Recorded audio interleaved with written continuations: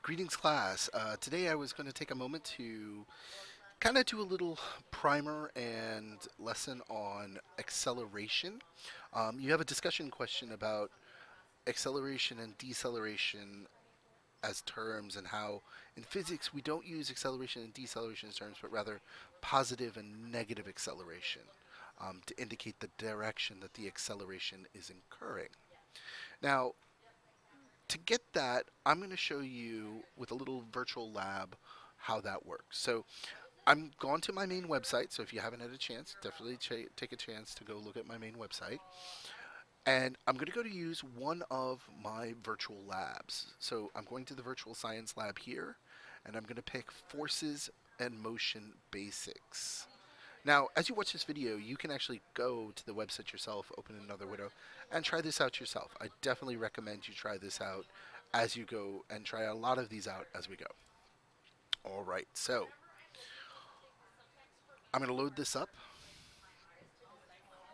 and then we will go through there. All right, so I can look at net forces, motion in general, friction, but I really want to look at acceleration. Now, to do a few setups first, I'm going to preset my lab experiment here. First thing, I want to make sure that I have a speedometer, an accelerometer, or an acceleration meter, so a speed meter, acceleration meter. I'm going to list the values so we know what they are in meters per second and meters per second squared. And I'm going to also set the friction of the system to 0. Now, rarely do we really have frictionless systems. Friction's a pretty universal force that affects the motion of objects, but since we're really now just talking about motion, I want us to kind of keep away from forces. So what I'm going to do here is I'm going to apply a force to this box to make it move. I'm also, just to help on, put a little bucket of water on top of it too. While we do have an accelerometer here, this is also a fairly natural accelerometer as well, and as you shall see. So I'm going to start by applying a force of 100 newtons. Now a newton, you're going to get into this in next week's unit lesson. A newton is a measure of force, so it's a measure of the ability to move an object with mass at a certain acceleration. So as I apply this 100 newtons of force, I can see that I've got a 0.7 meters per second acceleration, and I'm slowly creeping up in speed, 20 meters per second, and so on. Now, since there's no friction here, all of the force that I'm putting into this is purely going into this object. We can also assume that there's no air friction as well.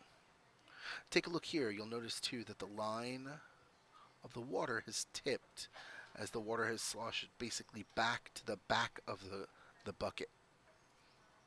Now, once I hit the 40 meters per second, it's faster than my guy can push, and therefore it keeps going. Now, I want to bring this to a stop, so I'm going to use the same amount of force in the opposite direction.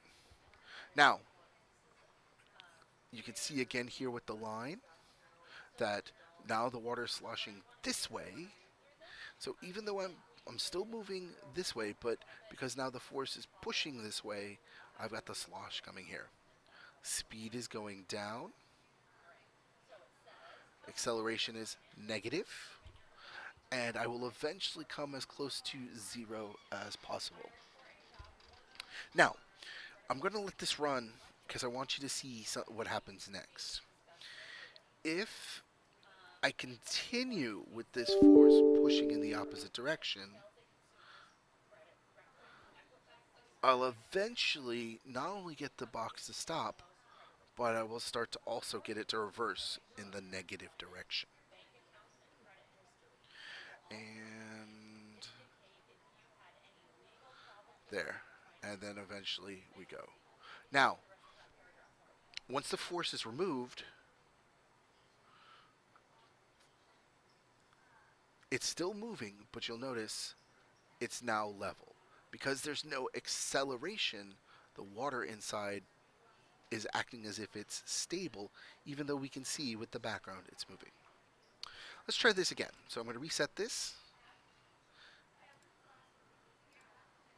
Acceleration. 0 friction again. This time I'm going to use a higher value.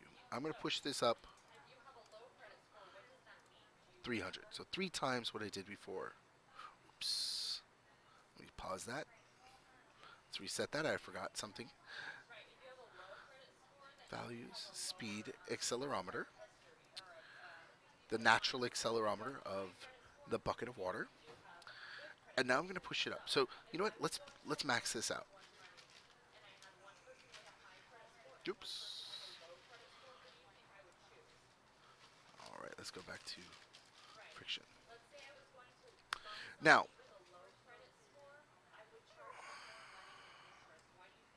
oops. So, all right. So, apply the force. You can see that the dip is even more. Once the force is unapplied, look at it again. 0 acceleration, so 0 tip in the water. We're still moving pretty fast, 40 meters per second, but it's now a constant velocity. 0 acceleration, so 0 unbalanced force pushing on this object. I want to now slow it. And I'm going to need to... I'm only going to use half the force. So, excuse me. So with the half the force, we'll get to slow down. Now, once again, we've got this idea of I'm pushing this force back, and oops, and there we go. All right, and then once it keeps going, it goes here. Now, let me think of this question for a second, and I'm going to show you the answer to it in just a moment here. But